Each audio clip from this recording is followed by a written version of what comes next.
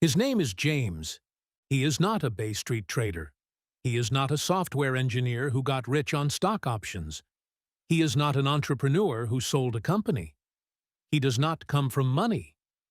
His parents were a bus driver and a dental hygienist in Hamilton, Ontario, and they did not talk about investing at the dinner table. James worked in supply chain management for 24 years. He was good at it. Organized, patient, good with systems.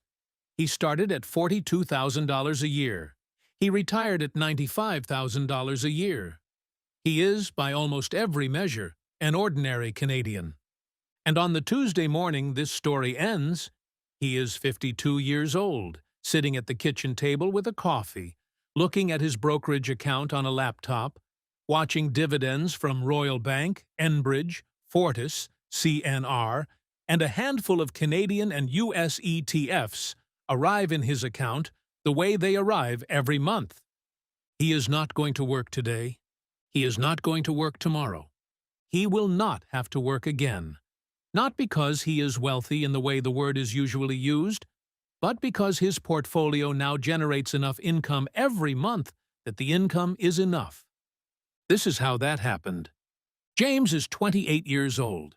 He has been working for 3 years, first as a logistics coordinator making very little, now as a junior supply chain analyst making $42,000 before tax, which after Ontario taxes and CPP and EI contributions becomes approximately $33,000 in his bank account each year. $2,750 per month. He is not struggling. He has a one-bedroom apartment in Hamilton he shares with a girlfriend. He drives a used Civic. He eats well enough. He is not, by any honest accounting, poor. But he is also not building anything. The money arrives. The money goes. The rent goes. The car insurance goes. The groceries go. The Friday nights go. At the end of the month, there is usually somewhere between $0 and a few $100s left. He does not think about this very often. 28 does not feel like a time for serious financial planning. Serious financial planning feels like something you do when you are 45 and have a mortgage and kids and a lawn to mow. He has none of those things yet. The future feels abstract. The thing that changes him is not a book. It is not a financial advisor. It is a conversation with a colleague named David, a soft-spoken man in his early 50s who brings his lunch every day and drives a 12-year-old Camry and never seems to stress about money the way everyone else in the office seems to stress about money. One afternoon, James asks him why. David thinks for a moment. Then he says something James will not fully understand for years. The dividends pay me now. I just needed to get enough of them. James does not know what this means. He asks David to explain. David pulls out a notebook, the actual physical kind, and shows James a single calculation. A Canadian bank stock. The dividend it pays per share per year. What happens if you reinvest that dividend instead of spending it? What it looks like after 10 years. After 20. James goes home that night and opens a TFSA. He sets up a monthly transfer of $800. He buys VDY, the Vanguard FTC Canadian High Dividend Yield ETF. He does not know very much about it. He knows it owns Canadian companies that pay dividends. He knows the yield is approximately 4%. He knows David told him to keep buying regardless of what the market does. He sets it up. He goes back to his life. He almost immediately forgets about it, which turns out to be exactly the right thing to do. 7 years pass the way. 7 years pass when you are in your late 20s and early 30s, faster than you expect and more complicated than you planned. James gets married at 31. They buy a small house in Stony Creek at 33. The $800 monthly transfer keeps going because James has made it automatic and because the mortgage payments, while stretching, do not actually require the $800 to cover. It is uncomfortable some months. It keeps going. The market drops significantly in 2029. James checks his portfolio one evening and sees the number is substantially lower than it was 6 months ago. His stomach drops the way everyone's stomach drops when they see money that was there and now is not. He calls David, who has since retired. "Did you sell?" David asks. "No," James says. "Good. Then you didn't lose anything. The companies still exist. The dividends still arrived this month?" James checks. They did. "Then nothing happened," David says. "The price changed. The business didn't." James keeps the $800 going. The market recovers. The dividends keep arriving. At 35, James checks the portfolio for the first time in a while. His heart does something unexpected when he sees the number. $93,142. Not because the number is large. It is not especially large, but because of what arrived at the bottom of the screen. Annual dividend income, approximately $3,725. Monthly, $310. He stares at that number for a long time. $310. Arriving every month. Without him doing anything. He did not work for it this month. He will not work for it next month. It will just arrive. From Royal Bank, Enbridge, Fortis, and the handful of other companies living inside VDY.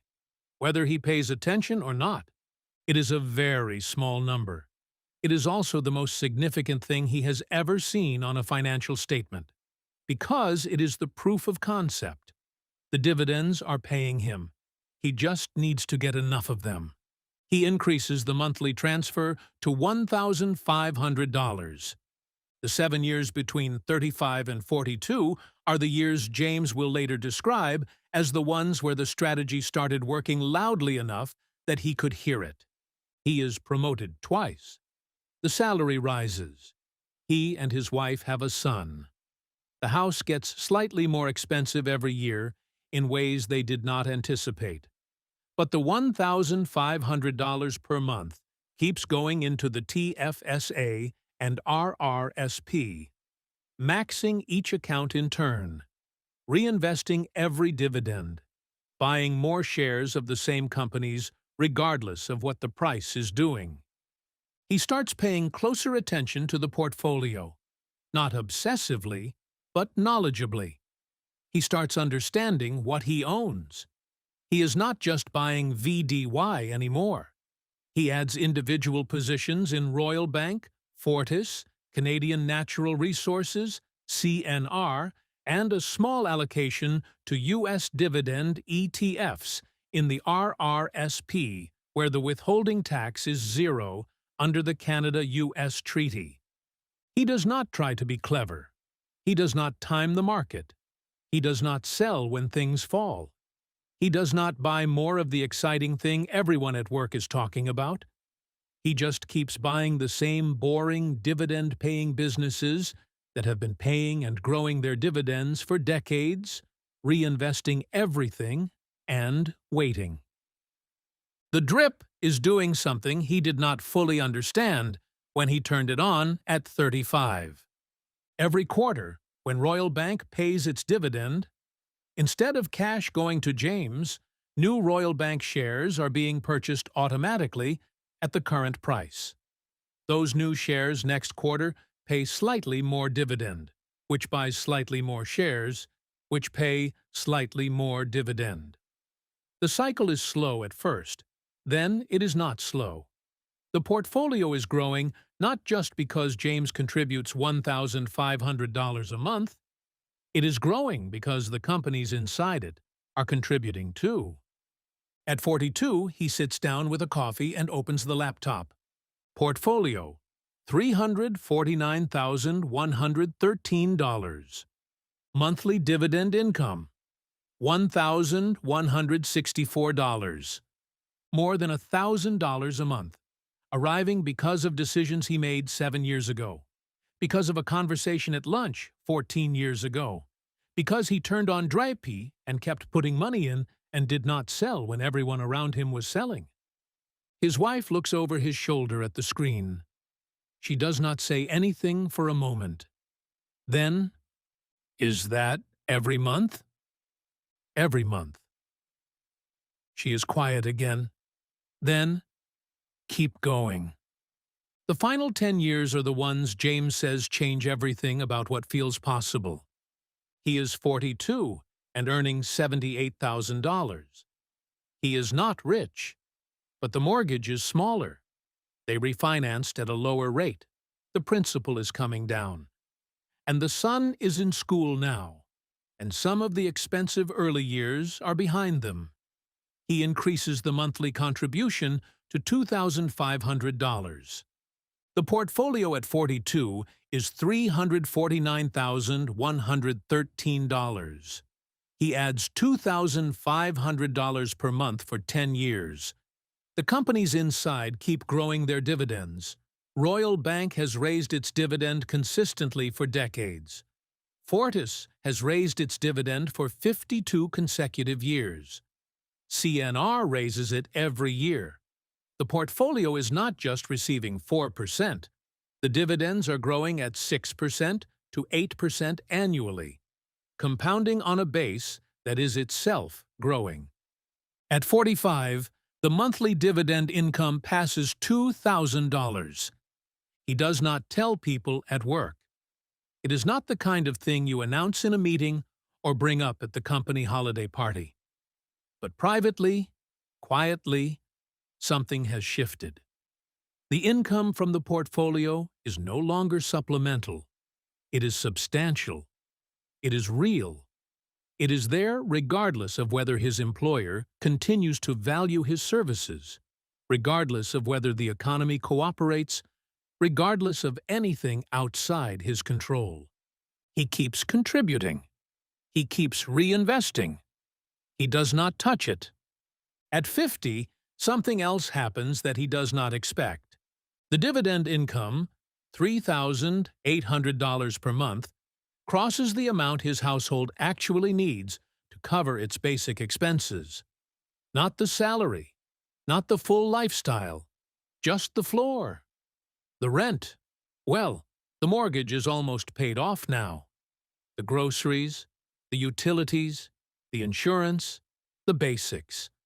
The dividends now cover all of it. He still goes to work. He is still good at his job. But the relationship with the job has changed in a way that is difficult to describe and unmistakable to experience. He is no longer there because he has to be. He is there because he chooses to be. The choice makes all the difference. At 51, he earns a promotion to senior manager. The salary rises to $95,000. He puts almost all of the raise into the portfolio. At 52, on a Tuesday morning in February, he opens the laptop. Portfolio: $1,339,587. Annual dividend income: $53,583. Monthly dividend income: $4,465. He closes the laptop. He makes another coffee. He calls his wife into the kitchen. "I think it's time," he says. She already knows. She sits down across from him. "How much did you put in over the years?" she asks. $493,200, he says. She does the math quietly. "And the portfolio is at $1.3 million. "Yes." "The market built more than you did." "Yes." They sit with that for a moment. 24 years of $800 a month, then $1,500, then $2,500. All those Friday nights, when the transfer went through, and the account balance ticked upward by $800. All those quarters when the dividends bought more shares instead of going out to dinner. All those market drops where he called David, and David asked if he sold, and he said no. The market built $846,387. James built $493,200 with discipline. And now the dividends pay him. James is not a story about someone who got lucky. He did not inherit money. He did not found a company. He did not time the market perfectly, or pick 10-baggers or get in early on anything. He did 5 things, consistently, for 24 years. He started at 28, not at the perfect moment, not with perfect knowledge, not with a lot of money. He just started, with $800 a month, and a conversation he only half understood. He chose dividend-paying businesses with long track records and the discipline to raise their dividends through difficult years. Companies like Royal Bank, Fortis, Enbridge, CNR. He did not chase yield. He did not buy the 9% yielding stock because it looked attractive. He bought the 4% yielding stock that had been raising its dividend for 20 years because that 4% would become 6% on his cost basis in 5 years and 9% in 10. He turned on DRIP and left it on. Every dividend bought more shares. More shares paid more dividends. The cycle fed itself without his involvement. He increased his contributions every time his income increased. Not his spending, his contributions. The lifestyle did not inflate at the same rate as the salary. The portfolio did. And he did not sell when it got uncomfortable. The market dropped several times in 24 years. He called David. David asked if he sold. He said no. Nothing happened except that shares got temporarily cheaper, and the dividends kept arriving, and the DRIP kept buying at lower prices. The income did not exceed his salary when he retired. It was $4,465 per month from dividends against a take-home salary of approximately $5,667 per month after tax. He retired with less income than he was earning, but with a house that is almost paid off, a son through university, no car payment, no debt, and the knowledge that the dividends will arrive every month regardless of whether he wakes up with anywhere to be. At 65, when CPP and OAS arrive, the combined income will be approximately $80,703 per year. Inflation-indexed government income layered on top of the dividend income that never needed the stock prices to cooperate. Just the businesses to keep operating. Which they have. Which they will. Back to Tuesday morning. James is 52. The coffee is good. The dividends arrived last week. Royal Bank paid its quarterly distribution. Fortis paid its quarterly distribution. VDY paid its monthly distribution. The companies did what they have been doing for decades. They generated earnings. They paid a portion of those earnings to shareholders. James is a shareholder. He is going to take a walk this morning. He is going to pick up his son from university on Friday and spend the weekend doing nothing in particular. He is going to read a book he has been meaning to read for 3 years. He is going to call David, who is 71 now, still sharp, still driving the Camry. He is going to tell David that the dividends are paying him now. He just got enough of them.